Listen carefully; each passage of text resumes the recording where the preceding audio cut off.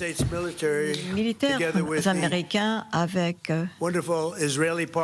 nos extraordinaires partenaires israéliens, continuent à démolir totalement notre ennemi avant le délai prévu. Et c'est quelque chose comme on ne l'avait jamais vu avant. Nous sommes en train de détruire de plus en plus de missiles et des capacités de drones de l'Iran à chaque heure qui passe, comme personne n'aurait jamais pensé que c'était possible. Et en quelques minutes, en 4 minutes, les lanceurs sont prêts et ils ne savent même pas ce qui se passe.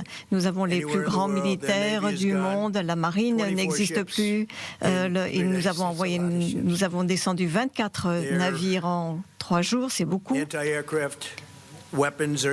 Toutes leurs armes sont détruites, ils n'ont plus de force aérienne, plus de défense aérienne, et tous leurs avions ont été détruits, leurs communications également, les missiles sont également détruits, les lanceurs également, près de 60% et 64%. Autrement dit, ceci mis à part, ils vont assez bien. Qu'est-ce qui reste ? Mais en fait, ils sont résilients, ils sont durs. Et quand je leur dis, quand ils disent comment est-ce que l'on peut conclure un accord, je leur dis, vous êtes un petit peu en retard. Nous allons maintenant nous battre encore plus qu'eux. Nous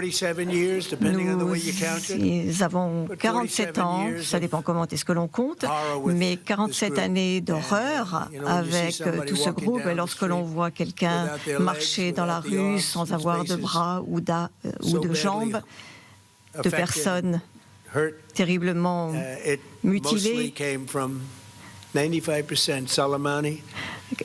Ceci est à 95% dû à Soleimani, à l'Iran.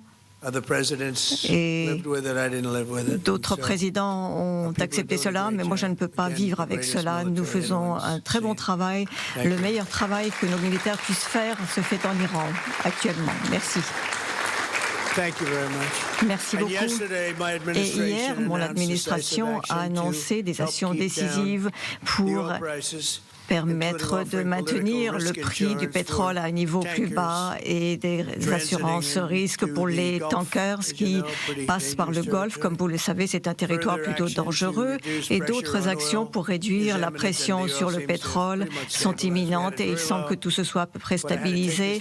Et il a fallu que je fasse ce petit détour. Si vous êtes tous d'accord avec vous, Scott, il faut faire avec moi. J'ai dit, il faut que je fasse cela. Il m'a dit très bien, allez-y. Mais tout ça a été très fort et tout le monde, y compris Scott, pense que nous n'avions pas d'autre choix. Il nous aurait frappés si nous ne les avions pas frappés. C'est complètement fou. Et à long terme, les actions entreprises permettront de fortement accroître la stabilité de la région et les prix du pétrole et la bourse et tout le reste. Et c'est un véritable record dans l'histoire avec le Dow qui a atteint les 50 000.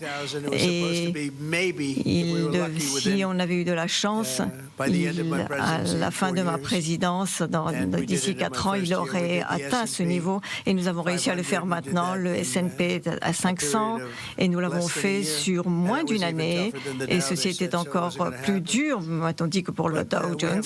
Mais nous avons un grand pays, un pays qui ne s'est jamais aussi bien porté. Nous avons des succès extraordinaires dans différents domaines. J'ai construit et reconstruit les militaires déjà dès mon premier mandat et nous l'avons utilisé beaucoup plus que je n'aurais aimé, pour être honnête. Mais l'une de ces utilisations a fonctionné. Il suffit de regarder le Venezuela, la première attaque du Midnight Hammer, du marteau de minuit, et ce que nous faisons actuellement en Iran, et qui est absolument étonnant et spectaculaire. Et j'en appelle une fois de plus aux membres de la garde révolutionnaire iranienne, la police, de déposer les armes. Nous nous occuperons d'eux, et le moment est venu pour que le peuple iranien se lève et reprenne en main son pays. C'est une chance qu'il leur est donnée après toutes ces années de reprendre en main leur pays. Nous vous donnerons l'immunité. Et vous serez du bon côté de l'histoire parce que finalement c'est de cela dont il s'agit. Et vous serez en parfaite sécurité avec une immunité totale ou alors vous serez confronté à une mort garantie et je ne veux pas voir cela, ils ne veulent pas non plus de cela. Et nous avons également des diplomates iraniens à travers le monde. Nous leur accorderont l'asile et nous permettront de reconstruire un pays avec un potentiel bien meilleur, un bel avenir pour l'Iran qui peut commencer maintenant. les États-Unis s'assureront que, quel que soit le dirigeant du pays, il ne sera plus une menace pour les États-Unis, Israël, ni ses voisins. Si vous regardez ce qui se passe, il y avait des missiles qui ciblaient tous ces pays, le Qatar, l'Arabie Saoudite, les États, l'Union des États arabes, les Émirats arabes unis, pardon, et ils pointaient le Moyen-Orient, tout le Moyen-Orient, et nous avons détruit tout cela. Nous avons des personnes extraordinaires. Merci à tous ceux qui étaient impliqués dans cette opération. Marco, vous avez fait un travail extraordinaire et vous faites un travail spectaculaire également dans un endroit qui s'appelle Cuba. N'est-ce pas? Et Arod est venu avant. Je lui ai dit, est-ce que tu veux participer à cette cérémonie de remise des récompenses? Merci, Arod, c'est un grand fan.